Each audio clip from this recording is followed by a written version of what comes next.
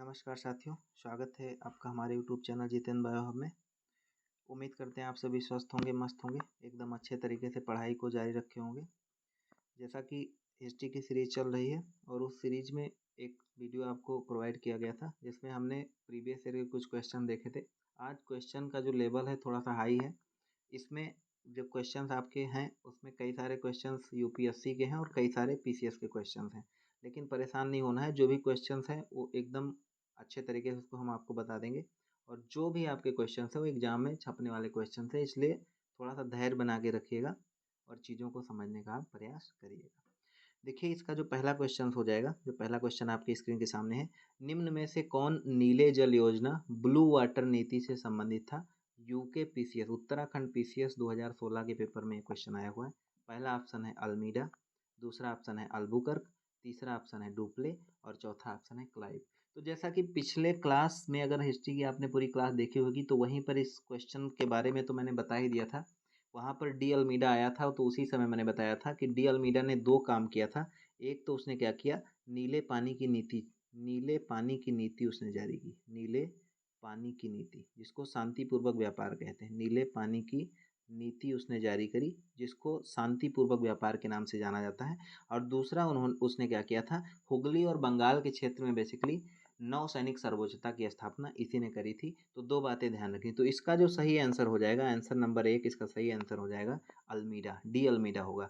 Albuquerque के बारे में बता देता हूँ। अल्बुकर्क ने एक तो सती प्रथा पर रोक लगाने वाला पुर्तगाली गवर्नर अल्बुकर्क हो जाएगा, और दूसरा भारतीय महिलाओं से शादी करने के लिए इसी ने प्रोत्साहित किया था। दो बातें आपको ध्यान रखना है। तीसरा, पुर्तगाली शक्ति का वास्तविक संस्थापक भी अल्बुकर्क को ही माना जाता है। तो ये दो तीन बातें इसके बारे में ध्यान रखना है। बाकी आगे जैसे जैसे क्वेश्चन आएंगे हम सीखते हुए चलेंगे, क्योंकि ये थ्योरी की क्लास है नहीं जो आपको इतना डीप हम बता सकें। पर आपको इतना ध्यान रखना है कि अल्मीडा ने क्या किया था, नीले जल योजना, ब्लू वाटर नीति, नीले पानी की नीति भी आप इसको कह सकते हो, इसके नाम से एक नीति चलाई थी। और इसका मतलब होता है क्या, इसका मतलब देख लीजिए, इसका मतलब होता है शांतिपूर्वक व्यापार, शांतिपूर्वक व्यापार, पूर्वक व्यापार, व्यापार, ठीक, शांतिपूर्वक व्यापार इसका मतलब हो जाएगा। तो ये बात आपको ध्यान में रखनी है। नेक्स्ट क्वेश्चन की तरफ हम लोग चलेंगे और अपने नेक्स्ट क्वेश्चन को देखेंगे। मध्यकाल में सर्वप्रथम भारत से संबंध स्थापित करने वाले थे, कौन थे? यूपी पीसीएस मेंस 2006 का क्वेश्चन है। देखो, मध्यकाल किसे कहेंगे? मध्यकाल जिसमें बेसिकली मुगल शासक हमारे यहाँ भारत में थे जिस समय, और उस समय जो यूरोपियंस आए और उन्होंने व्यापार का संबंध बनाया। पहले ही मैं पहले क्लास में बता चुका हूँ, थोड़ा सा आपको यहाँ पे बता देता हूँ।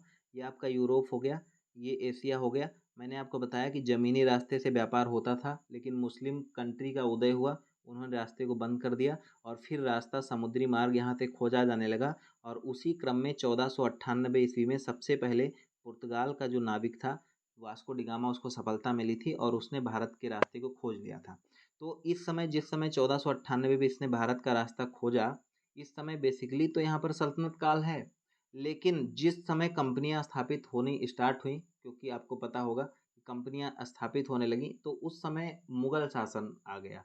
और उत्तर भारत में मुगल शासक थे, दक्षिण भारत में कंपनियां चल रही थी। तो दोनों के बीच में कभी जो है भिड़ंत नहीं हुई। इधर शासन चल रहा है, उधर व्यापार चल रहा है, चीज़ें एकदम अच्छे तरीके से चल रही थी। फिर जब अंग्रेजों ने, जब ब्रिटिशर्स ने उत्तर भारत की तरफ बढ़ने का पहल जारी किया, तो उसी समय में लड़ाइयाँ शुरू हुई। और जिस समय उन्होंने जारी किया पहल उत्तर भारत में बढ़ने का, तो इत्तेफाक से दुखद हमारे लिए रहा कि उस समय मुगल काफ़ी कमज़ोर पड़ चुके थे, क्योंकि औरंगजेब के बाद कोई मुगल शासक ऐसा नहीं हुआ जो अंग्रेज़ों से लोहा ले सके। ठीक, तो इसका जो सही ऑप्शन हो जाएगा पुर्तगाली हो जाएगा, क्योंकि सबसे पहले जो वास्को डी गामा था वही भारत आया और उसने सर्वप्रथम व्यापार का संबंध स्थापित किया। तो इसका सही ऑप्शन पुर्तगाली हो जाएगा। आंसर नंबर 4 इसका सही आंसर हो जाएगा। आगे की तरफ देखेंगे।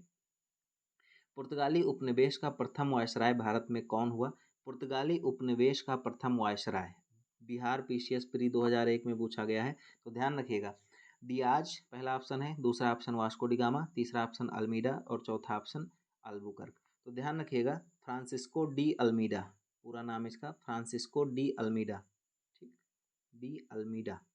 जो डी अल्मीडा था बेसिकली ये क्या था, ये आपका पहला वायसराय था, वायसराय कहिए या गवर्नर जनरल, जो भी आपको कहना हो कहिए। तो ये जो है आपका क्या हो जाएगा, पुर्तगाली उपनिवेश का प्रथम वायसराय हो जाएगा। तो आंसर नंबर 3 जो इसका होगा ये सही आंसर हो जाएगा। आगे की तरफ चलेंगे, नेक्स्ट क्वेश्चन को देखेंगे।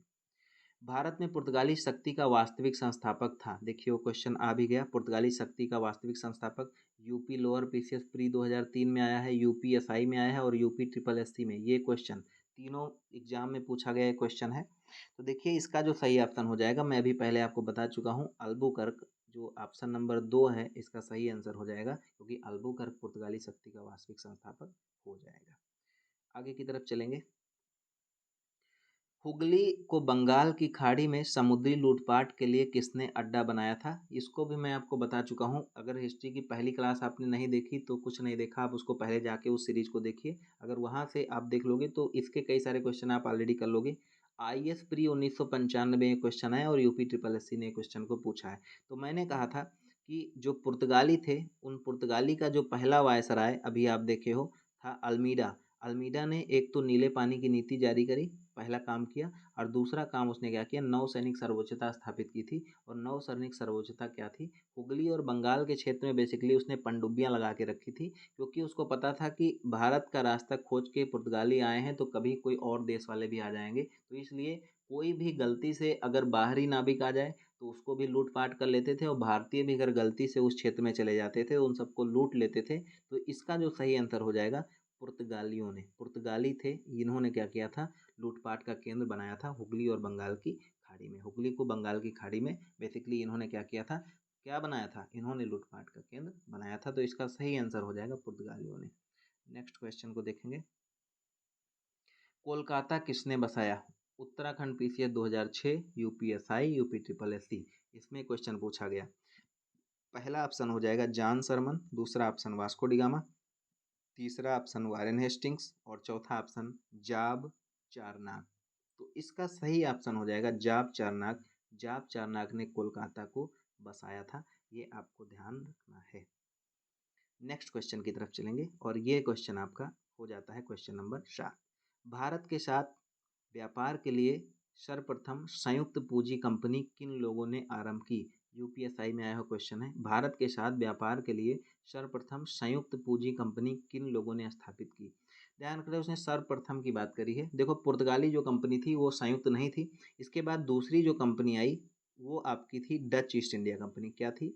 Dutch east India company. ध्यान रखिएगा, दूसरी जो कंपनी है वो आपकी हो जाएगी Dutch east India company, Dutch east India company.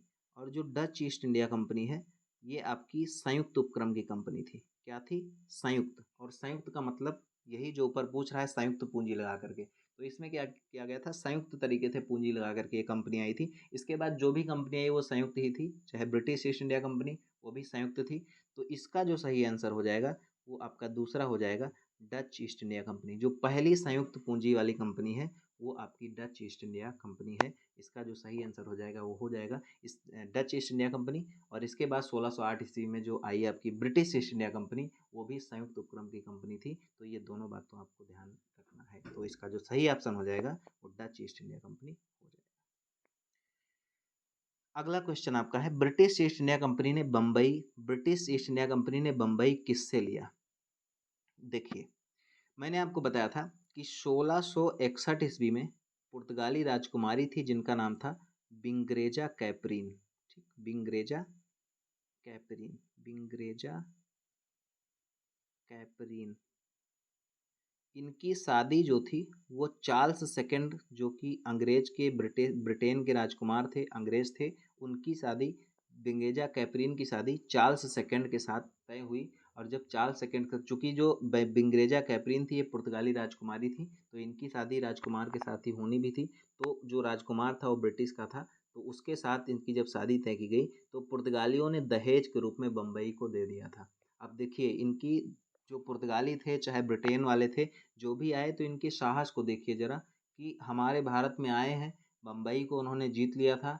जिस समय गोवा को उन्होंने जो है गोवा को उन्होंने गुलाम बनाया, उसी समय बम्बई को भी गुलाम बना लिया था और उसको दहेज में दे दिया। तो इतनी बड़ी बात, जैसे लग रहा था कि बम्बई इनके बाप ही बसा के गए हैं।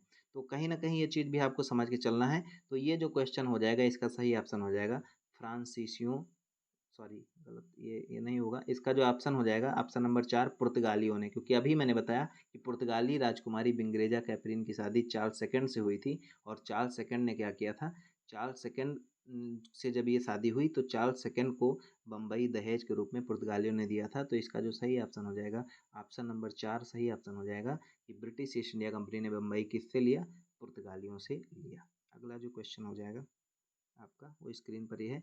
ब्रिटिश ईस्ट इंडिया कंपनी की भारत में स्थापना कब हुई। तो अभी मैं बार बार चिल्ला चिल्ला के आपको बता रहा हूँ कि 1608 ईस्वी में ब्रिटिश ईस्ट इंडिया कंपनी की भारत में स्थापना हुई। तो आंसर नंबर 2 इसका सही आंसर हो जाएगा। 1605 ईस्वी में डच ईस्ट इंडिया कंपनी आई, ध्यान रखिएगा। 1616 ईस्वी में डेनिश ईस्ट इंडिया कंपनी आई और 1664 ईस्वी में फ्रांसीसी ईस्ट इंडिया कंपनी आई। तो ये सारी कंपनियों की बात हम यहाँ पर कर लिए हैं। 1605 ईस्वी ये डच ईस्ट इंडिया कंपनी है, डच। 1608 ईस्वी ये ब्रिटिश है, क्या है, ब्रिटिश ईस्ट इंडिया कंपनी है। 1616 ईस्वी ये डेनिश ईस्ट इंडिया कंपनी है। सारे एक साथ में पोस्टमार्टम कर देते हैं सारे ऑप्शन का, डेनिश ईस्ट इंडिया कंपनी है। और जो 1664 है ये फ्रांसीसी ईस्ट इंडिया कंपनी है, क्या है, फ्रांसीसी ईस्ट इंडिया कंपनी है। तो आपका सारा ऑप्शन जो चारों ऑप्शन थे उसको हमने आपको बता दिया। 1605 ईस्वी डच ईस्ट इंडिया कंपनी, 1608 ईस्वी ब्रिटिश ईस्ट इंडिया कंपनी, 1616 ईस्वी डेनिश ईस्ट इंडिया कंपनी और 1664 ईस्वी फ्रांसीसी ईस्ट इंडिया कंपनी। तो सही ऑप्शन ऑप्शन नंबर 2 हो जाएगा, क्योंकि उसने ब्रिटिश ईस्ट इंडिया कंपनी पूछा है, जो कि 1608 सही आंसर हो जाएगा। आगे की तरफ चलते हैं और अपना अगला क्वेश्चन देखते हैं। भारत से जाने वाले अंतिम यूरोपियंस थे। मैंने पहले की वीडियो में पहली क्लास जो हिस्ट्री की सीरीज हुई उसमें आपको बताया था कि सबसे पहले पुर्तगाली आए 1498 में। कब आए, 1498 में। और सबसे बाद में पुर्तगाली ही गए 1961 में। ऑपरेशन विजय के द्वारा जब गोवा आज़ाद हुआ तब वो गए। और भारत से अंग्रेज जो थे वो 1947 में ही चले गए थे। तो सबसे पहले पुर्तगाली आए, सबसे बाद में पुर्तगाली गए। तो इसका सही आंसर हो जाएगा आंसर नंबर 4 पुर्तगाली। ओके, आगे की तरफ चलेंगे। नेक्स्ट क्वेश्चन हो जाएगा, किस पुर्तगाली गवर्नर ने भारतीय महिलाओं से शादी करने के लिए प्रोत्साहित किया था। प्राविधिक सहायक 2019 में क्वेश्चन आया हुआ है। तो अगर आप पीछे क्लास देख रहे होंगे तो ये क्वेश्चन भी आप कर पा रहे होंगे, क्योंकि जितने क्वेश्चन हमने कराए हैं जब भी अल्बुकर्क की बात आई है तो हमने इससे रिलेटेड जितने क्रियाकलाप इसने किए थे वो सारी बातों को कर लिया था। तो जो बार्थोलोम्यू डियास था इसके बारे में जान लीजिए, फिर से मैं बता देता हूँ। 1487 ईस्वी में निकला और Cape of Good Hope, Cape of Good Hope, Cape of Good Hope जिसको उत्तमाशा अंतरीप कहते हैं, यहाँ पर ये पहुँचा जो आपके अफ्रीका में है। केप ऑफ गुड होप जो उत्तमाशा अंतरीप कहते हैं यहाँ पर पहुँचा। नीनो डी कुन्हा जो है ये भी पुर्तगाली एक गवर्नर था। अल्मीडा भी एक पुर्तगाली गवर्नर जिसने क्या किया था, नीले पानी की नीति जारी की और नौसैनिक सर्वोच्चता स्थापित की। तो इसका जो सही आंसर हो जाएगा आंसर नंबर 2 अल्बुकर्क। अल्बुकर्क ने पुर्तगालियों से कहा कि आप भारतीय महिलाओं से शादी करो, इसलिए उसने पुर्तगालियों को प्रोत्साहित किया। और दूसरा एक काम इसने किया था, सती प्रथा पर रोक लगाने वाला एक पुर्तगाली व्यक्ति हो सकता है, मतलब पुर्तगाली व्यक्ति ये था, ये पुर्तगाली गवर्नर ऐसा भी पुर्तगाली था जिसने सती प्रथा पर रोक लगाई थी। तो ये बात आपको ध्यान रखनी है। नेक्स्ट क्वेश्चन देखेंगे, कर्नाटक युद्ध किन किन के मध्य लड़ा गया। कर्नाटक का जो युद्ध था वो किन किन लोगों के मध्य लड़ा गया, ये यूपी ट्रिपल एससी का पूछा हुआ क्वेश्चन है। तो ध्यान रखिएगा, जो कर्नाटक का युद्ध था, पहला ऑप्शन है अंग्रेज और फ्रांसीसी के बीच, दूसरा ऑप्शन अंग्रेज और डच के बीच, तीसरा ऑप्शन अंग्रेज और मराठा के बीच और चौथा ऑप्शन हैदर अली और मराठा के बीच। तो कर्नाटक का जो युद्ध था वो बेसिकली किसके बीच लड़ा गया, अंग्रेज और मराठा के बीच। ऑप्शन नंबर 3 आपका सही आंसर हो जाएगा। नेक्स्ट क्वेश्चन की तरफ हम चलते हैं। सही सुमेलित है, इसमें उसने अशुमेलित ना करके उसने पूछा है कि इसमें से कौन सा ऐसा ऑप्शन है जो सही तरीके से मैच है। लोअर पीसीएस 2019 का क्वेश्चन है। 1492 ईस्वी वास्को डिगामा भारत आया, गलत है। 1498 में आया था, मैं चिल्ला रहा हूँ बार बार वही क्वेश्चन बता रहा हूँ। 1487 ईस्वी Bartholomew Dias Cape of Good Hope उत्तमाशा अंतरीप जिसको कहते हैं वहाँ पहुँचा, सही बात है। तो अगर यही सही है तो यही सही होगा। फिलहाल देख लेते हैं और क्वेश्चन। 1498 ईस्वी पुर्तगाली कंपनी की स्थापना, नहीं, केवल वास्को डी गामा आया था। स्थापना 1503 में हुई। 1616 ब्रिटिश ईस्ट इंडिया कंपनी की स्थापना, नहीं, ये भी गलत है। 1608 में ब्रिटिश ईस्ट इंडिया कंपनी की स्थापना हुई थी। तो इसका जो आंसर हो जाएगा, आंसर नंबर 2 इसका सही आंसर हो जाएगा। नेक्स्ट क्वेश्चन की बात हम करते हैं। पुर्तगाली शक्ति का वास्तविक संस्थापक किसे माना जाता है? तो ये मैं आपको बता चुका हूँ ऑलरेडी, अगर पिछली क्लास आपने देखा होगा। इसका जो सही आंसर हो जाएगा अल्बुकर्क हो जाएगा। अल्बुकर्क को पुर्तगाली शक्ति का वास्तविक संस्थापक माना जाता है। अल्बुकर्क वो पुर्तगाली था जिसने सती प्रथा पर रोक लगाई। अल्बुकर्क ही था जिसने पुर्तगालियों से कहा कि आप भारतीय महिलाओं से शादी करो। तो ये सारे कारनामे जो हैं आपके अल्बुकर्क के ही हैं। तो अल्बुकर्क के ये जो योगदान है इसको हमने आपको बताया। नेक्स्ट क्वेश्चन की तरफ हम चलेंगे और देखेंगे। तो यहाँ पर आपको समझ में आ गया होगा कि पुर्तगाली शक्ति का वास्तविक संस्थापक भी अल्बुकर्क होगा। भारतीय महिलाओं से शादी के लिए प्रोत्साहन भी इसी ने दिया था और इसके अलावा इसने ही सती प्रथा पर रोक लगाई थी। नेक्स्ट क्वेश्चन देखते हैं और ये आज का अंतिम क्वेश्चन। वास्को डिगामा किस जहाज से भारत आया था? Victor, Sao Gabriel, S Rajputana, trademark. तो देखिए इसमें जो ऑप्शन दिया हुआ है तो ये साओ गैब्रियल था, इसी से बेसिकली वास्को डिगामा भारत आया था। ये मैं आपको बता चुका हूँ, अगर पहली क्लास आपने देखी होगी तो वहाँ से आपकी चीज़ें क्लियर हो जाएंगी। वास्को डिगामा शाओ गैब्रियल नाम का शिप था जिससे भारत आया था। और एस राजपूताना जो जहाज है, ये जो आपका गोलमेज सम्मेलन हुआ था, गोलमेज सम्मेलन, गोलमेज कॉन्फ्रेंस, कॉन्फ्रेंस जो कि जेम्स पैलेस में हुआ था। तो महात्मा गांधी और सरोजनी नायडू, महात्मा गांधी और सरोजनी नायडू उस गोलमेज सम्मेलन में भाग लेने के लिए, उस गोलमेज सम्मेलन में हिस्सा लेने के लिए इस एस राजपूताना नामक जहाज़ से गए थे। तो ये जो जहाज़ है एस राजपूताना, इसको आप ऐसे ध्यान रखिएगा कि जो सरोजनी नायडू और महात्मा गांधी थे, एस राजपूताना नाम के जहाज़ से कहाँ गए थे? ब्रिटेन, जो आपका जेम्स पैलेस था वहाँ पर गए थे गोलमेज सम्मेलन में भाग लेने के लिए। और जो वास्को डिगामा था वो शाओ गैब्रियल नाम का शिप था, इससे भारत आया था। और वो आया था अब्दुल मानिक, वो अब्दुल मानिक जो गुजराती व्यापारी था उसकी मदद से कप कडाबू बंदरगाह पर वो बेसिकली पहुंचा था। जमोरिन उस समय गुजरात का शासक था जिसने उसका स्वागत किया था। तो ये सारे पॉइंट्स आपको ध्यान रखने हैं। ये 2 क्लासेस जो कि आपके मैंने बताया था कि मध्यकाल का इतिहास और आधुनिक इतिहास का जो ट्रांस फेज था, वहाँ से हमने ये सारे क्वेश्चन को छाँट-छाँट के आपको करा दिया। मुझे नहीं लगता कि इस बीच के अब कोई क्वेश्चन होंगे जो आपसे ना बन पाए। जो भी अगर लगता है कि कुछ क्वेश्चंस इंपॉर्टेंट इस बीच के रह गए हैं, तो उसको मैं एक और क्लास करा दूँगा जिसमें आपके जो कंपनियाँ बेसिकली जिन कंपनियों की जिस समय स्थापना हो रही थी और मुगल शासक उस समय क्या कर रहे थे, उन दोनों का जो ट्रांस फेज है, जिसको कह सकते हैं कि जो मीडियम फेज है, उस बीच के हम आपके क्वेश्चन करा देंगे। फिर हम आगे की तरफ चलेंगे और आपको मैं बता दूं 1000 प्लस क्वेश्चन हिस्ट्री की सीरीज से, मॉडर्न हिस्ट्री से और मेडुअल हिस्ट्री और एंशिएंट हिस्ट्री से मिला के कराने का पूरा पूरा प्रयास है, जो कि पीपीटी तैयार है आपको लगातार क्वेश्चन कराने। अभी 15-15 क्वेश्चन कराए जा रहे हैं, इसके बाद आपका सुपर 30 आएगा, सुपर 50 आएगा और जैसे जैसे आप जुड़ते चले जाएंगे वैसे वैसे हम आपको 100 क्वेश्चन की सीरीज फिर स्टार्ट कर देंगे, सुपर 100, और फिर 10-15 सीरीज में उसको ख़त्म करने वाले हैं। तो ये था आज की क्लास। बाकी की क्लास में हम कल आपसे मिलेंगे फिर से। तब तक के लिए अगर आपको ये सारी क्लास अच्छी लग रही हैं, चीज़ें समझ में आ रही, तो लाइक करिए, शेयर करिए, सब्सक्राइब करिए, लोगों को जोड़िए। जिससे क्या होगा कि हम लोगों को भी उससे एनर्जी मिलती है। एक लाइक से हमें लोगों की एनर्जी मिलती है और अच्छे से अच्छे फिर हम कंटेंट देने का हम लोग प्रयास करते हैं। ठीक है, मिलते हैं नेक्स्ट वीडियो में। तब तक के लिए थैंक यू। जय हिंद, जय भारत।